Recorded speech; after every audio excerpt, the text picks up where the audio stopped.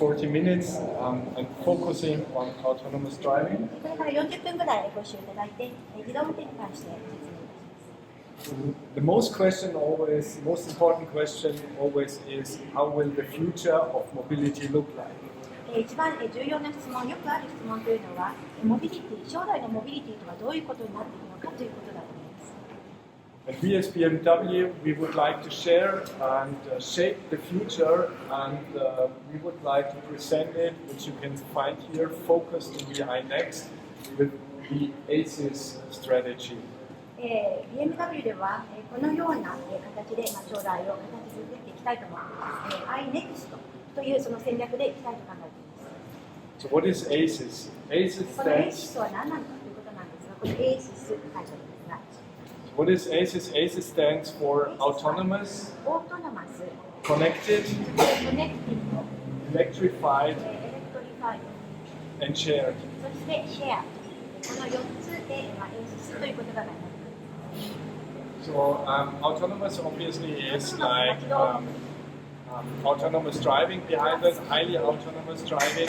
高度に自動化された運転というオートノマスということがなります。 Connected means the car is part of the connected world. その接続されたコネクティッドワールドの一環として車が存在するということです。 Which could be like the cars are connected together, car is connected to your mobile. 車同士がコネクトしているというのもありますし、車と皆さんのモバイルがつながっているということもあります。 To the infrastructure インフラにつながっている。 and other things like the dealers and the garage. 他のものにもつながっている。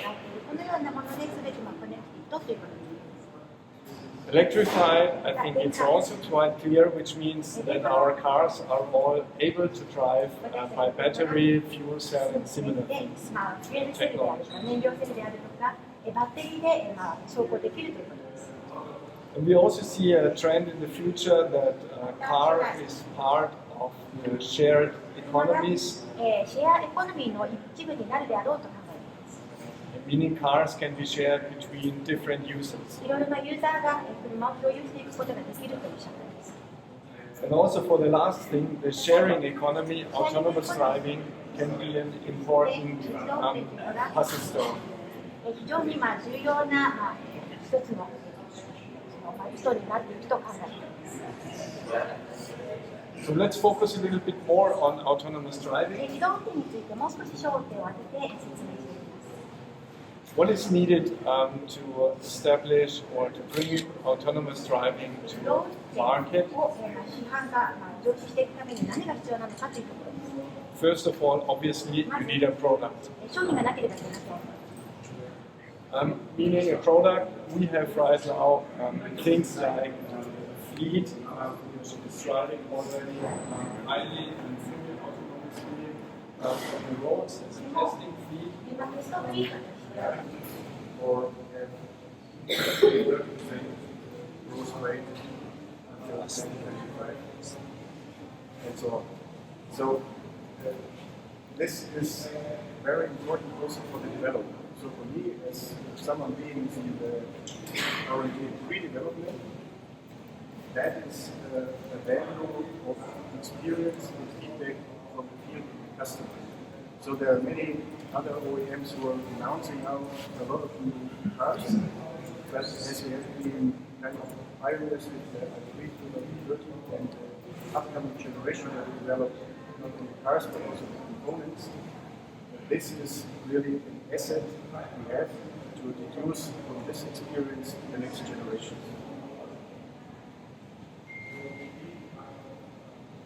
And that is where we are now. To reach these ambitious targets, we have the line-up of electric cars. The other area is the pure battery electric. Below is the plug-in electric. And you see that in the last years we put a little bit of focus on the plug-in to roll it out to the whole BMW fleet, because that gives also an immediate positive contribution to the CO2 emissions of the fleet. It's very successful in that area. We have several new models. We have driven the new 3 Series, And with the new generation, we also increase the performance. So the range of the first, our nomination, third generation, it was about 50 kilometers, now it's up to 80 kilometers. And on the same side, we have the new generation of the battery electric cars. This year we have the new electric, and there will be the X1, the X4, all that was already made up. But there are coming others. In total, more than 25 cars, and next to 30 we have pure battery. That was something that we were often asked in the public why there was a gap between the I3. It's just a question whether you put the emphasis on. It's still not fully developed market, so we have to be careful to do the introduction of new models in a way that it's also still can be handled and is also profitable. Good. So regarding the split between PHEV, so plug-in electric cars, and pure battery electric cars, we always try to think from the customer side. And of course, typically customer thinking about electric cars typically has questions.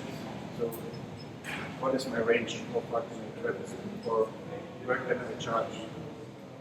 Or how long does it take to charge? So the whole charging is at present for us one of the most important things.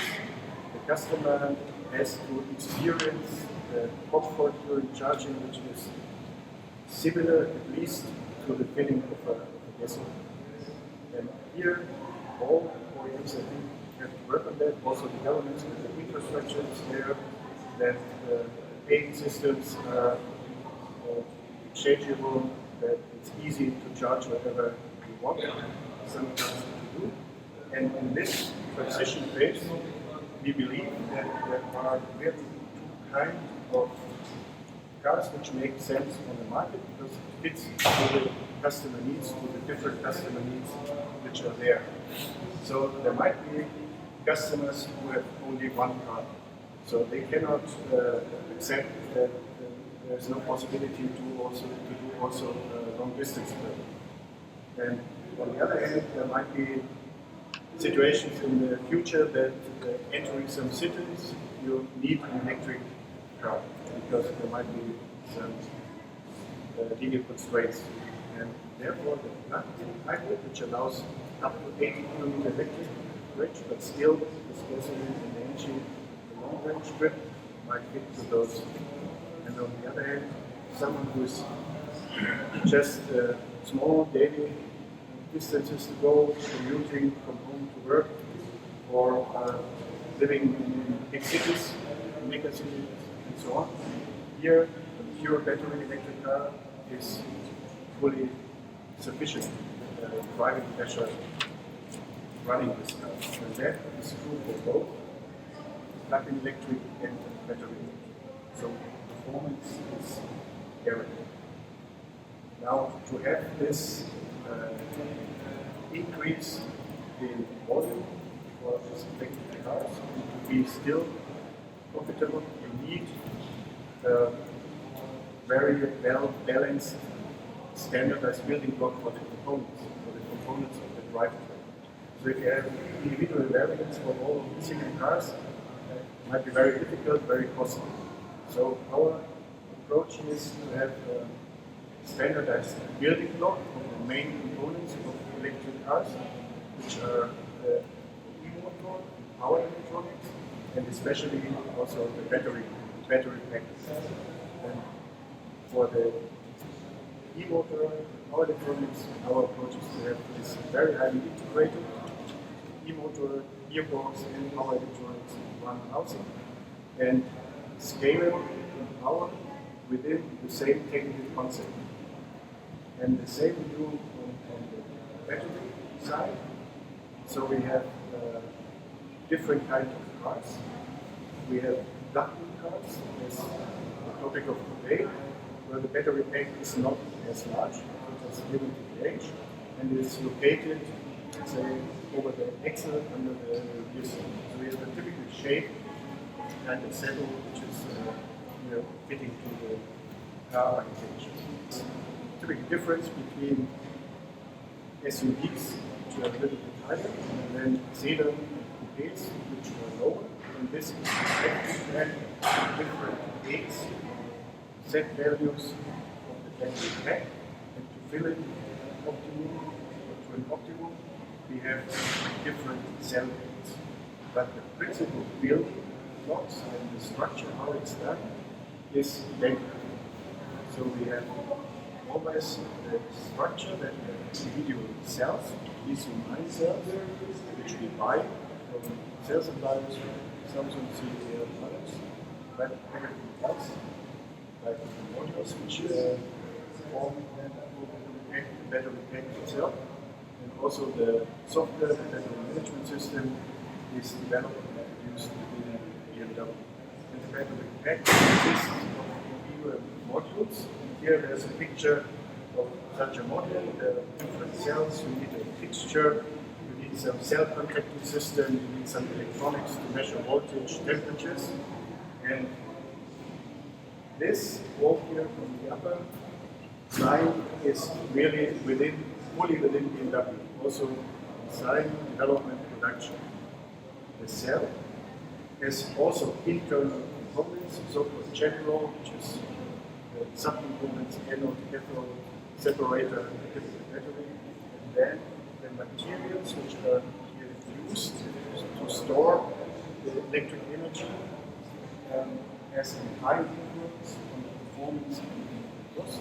So we have full competence in understanding everything, also internal of the cell, despite the fact that we are not producing office building, and there's a big lab area where we are investigating this materials, as mentioned before, the cell, and building up own cells, testing those, so that we know exactly what we would like to have from our suppliers.